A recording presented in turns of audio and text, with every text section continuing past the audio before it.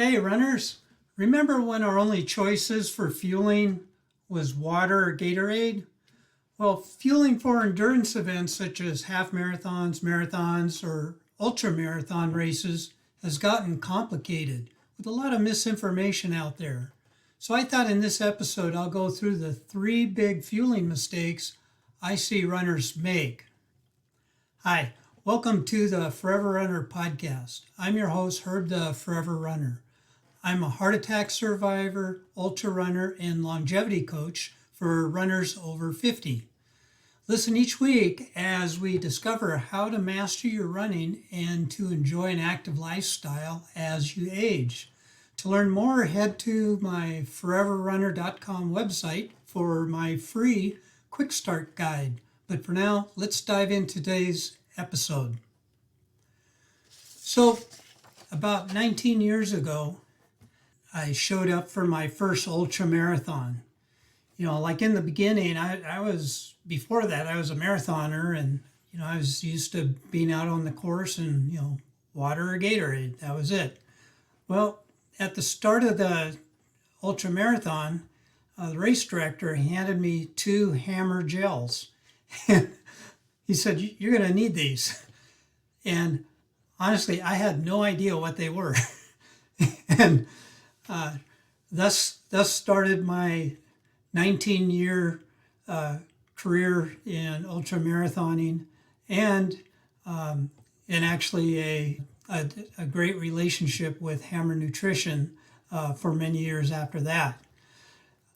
Now the whole thing about what I learned with Hammer Nutrition was that less is more. Most of the other runners I saw out there were just cramming in all sorts of food all the time in order to have enough energy to complete the race. But there's a different path. And I think before I go into the 3 mistakes, I need to kind of explain the big game changer that I experienced, and that would be a big game changer for you if you follow through with this. So if you've been running a long time, we're always taught that you need carbs to fuel your runs and to fuel your races, and that's true. And the other thing is a majority of the standard American diet is carbs, and a lot of that is refined processed foods and sugar. So the problem that we all run into, even as runners, is we become carb dependent. And as you're aware, sugar is kind of addicting. And we're runners, so we want to keep eating all these carbs all the time to fuel our running, and that just becomes part of our lifestyle. And yeah, I enjoyed the bagel and bananas and the pizza and the spaghetti and all that, and it can work, but there's a much better way, and that's what I learned after getting into ultra marathons, and that's becoming fat adapted. And what that means is that you convert your metabolism to be more metabolically flexible, able to burn fat when your body wants to use fat for fuel, and also to be able to burn glycogen and carbs at high intensity. So being able to switch back and forth is very helpful. The problem is a lot of people can't do that because as you become dependent on carbs, that eating of the carbs tends to shut off or turn off your ability to burn fat. And so you're primarily relying on burning carbs for all your energy needs, instead of sharing that with burning fat. And the easiest way to show this is how you crash after lunch. You eat a big lunch and then you crash because you got that energy spike and then it went away. And then you're hungry again. So if you're fat adapted, it just gets rid of those spikes. And the big thing is, it makes a big difference about how you need to fuel your runs. So I think probably the easiest way to explain this is to share with you some information from Ohio University. It's called the FASTER study. And this is what they took some elite endurance athletes, mostly runners, and half of them were your standard high carbohydrate intake type runners, eating 600 or so grams of carbohydrates per day. And then the other half were low carb athletes who consumed 50 to 100 grams carbohydrates per day. And but they were both endurance athletes and running like a 100-mile Western States event. So let me just read you the findings from the study. So the most notable findings were that compared to high carb athletes, the low carb fat adapted runners showed, number one, a twofold higher rate of peak fat oxidation during graded exercise. Number two, greater capacity to oxidize fat at higher exercise intensities. Number three, twofold higher rates of fat oxidation during sustained submaximal running. And number four, no differences in pre-exercise muscle glycogen concentrations, the rate of glycogen utilization during exercise, and the rate of glycogen synthesis during recovery. So this is huge. These are runners who were able to supplant the glycogen energy requirements by utilizing their stored fat reserves. And these athletes all compared relatively the same. The difference was that the low carb athletes didn't have to take in so much food during the event, but they still recovered just the same as the other athletes who were consuming a lot of carbohydrates during the run. So how does this relate to the three mistakes? Well, the first mistake that I see runners make is they're still carbo loading before an event.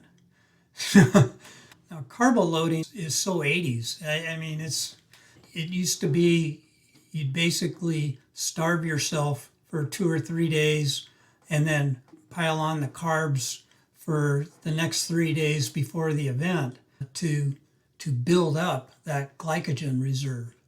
And there's people still doing that today.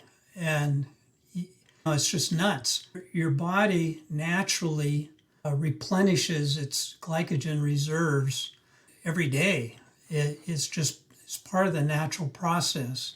And if you can increase it nominally by eating a few more carbohydrates one day, but there's no need to deplete or fill the bucket or to top off the bucket with a bunch of carbs to make sure you have enough energy built up in your body. It just naturally does that.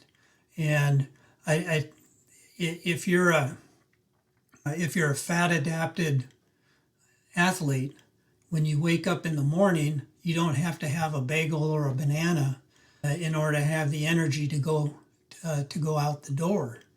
And that's because you've already got the energy stores are there, your glycogen stores are there, and of course your fat reserves are there. But So there's no reason to carbo load before an event. If you want to add a few extra carbs the night before, have at it, but don't eat anything out of the ordinary that you're not used to, so that you don't distress yourself the next day. But you really don't need to if you're fat adapted.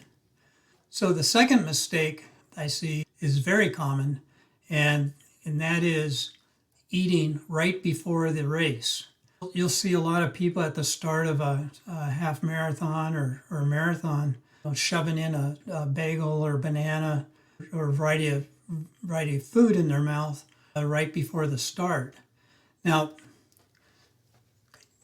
the guidelines that I kind of follow are if I'm going to eat, I'm going to be eating about 3 hours prior to the start of the event to give my body enough time for everything to digest and settle down before I start the event. But that doesn't mean I wake up at 3 in the morning to eat breakfast before start of a race. I just, I skip it, because when you wake up in the morning, you're going to have this glycogen reserve to start your event off. And the thing to remember is when you eat carbohydrates, that triggers your metabolism to shut off your fat burning ability. So you're basically hampering yourself at the get-go by shoving that bagel or banana down your mouth right before the start, because all that'll do is prevent you from maximizing your fat burning ability right off the bat in your event, so that you'll be required to eat more carbohydrates later on to keep the glycogen going for your running. So the second biggest mistake is eating right before the race. And then during the event, what should you do? I probably should have said it, well, I kind of said it at the beginning, but an endurance event is, in regards to fueling, is anything over takes you longer than 2 hours, let's say. And for most people, like a half marathon kind of falls into that range, and obviously marathon and other events. So what happens is your body naturally has enough glycogen for about 2 hours of activity. And so if you're doing an event less than 2 hours, you probably have enough glycogen already stored in your body to take care of your energy needs for that event. But if you have a longer event, then you're going to need to supplement some more calories. And this is where, again, it helps very much to be fat adapted, where that additional calorie need is shared between burning your existing body fat stores plus burning the new carbohydrates that you're taking in to keep your glycogen level going throughout your event.